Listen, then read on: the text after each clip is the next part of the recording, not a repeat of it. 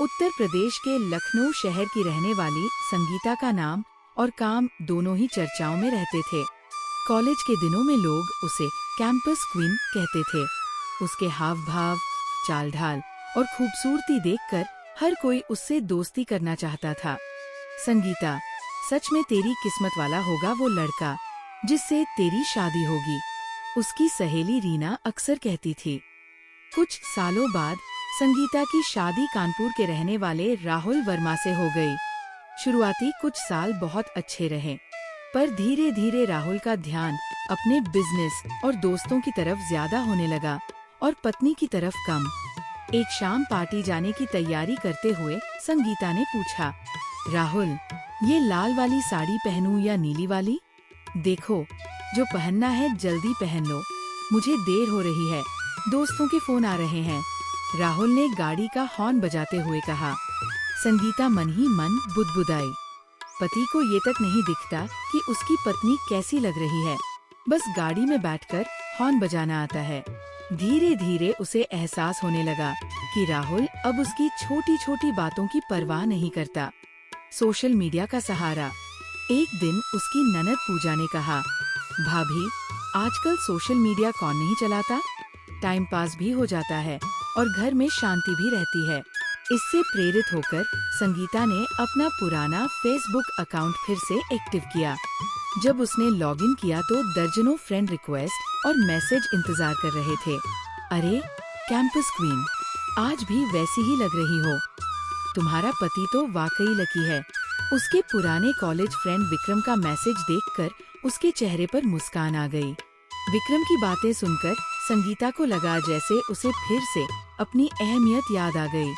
अब वो जिम जाने लगी, फिटनेस का ध्यान रखने लगी और वेस्टर्न कपड़े पहनकर सोशल मीडिया पर तस्वीरें डालने लगी। उसकी जेठानी अंजना ने ननद से कहा, देख रही हो, भाभी के रंग बदले बदले लग रहे हैं।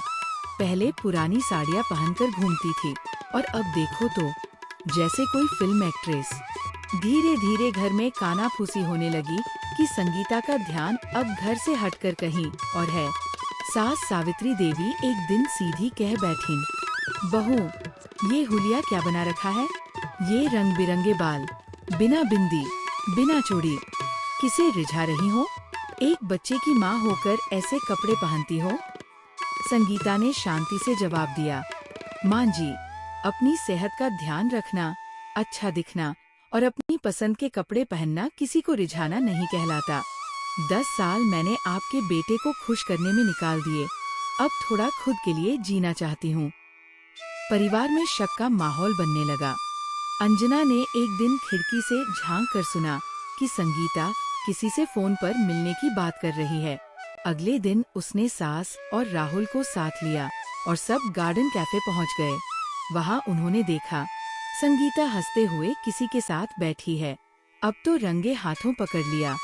सास बोली, लेकिन जब पास जाकर देखा तो वो विक्रम नहीं बल्कि संगीता की बचपन की सहेली मीरा थी। मीरा ने गुस्से से कहा, आप लोगों ने संगीता को समझा क्या? उसे बस एक साथी चाहिए था जो उसकी बात सुने, उसकी तारीफ करे। आपने उसे इतना अकेला कर दिया कि उसने खुद को ही प्यार करना शुरू कर दिया। क्या औरत को अपनी जिंदगी अपनी पसंद से जीने का हक नहीं है? सभी चुप हो गए।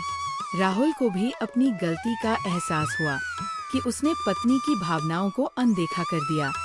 संगीता ने मुस्कुराते हुए कहा, मुझे किसी गैर की जरूरत नहीं, बस खुद को संभालने की और अपना आत्मविश्वास वापस लाने की।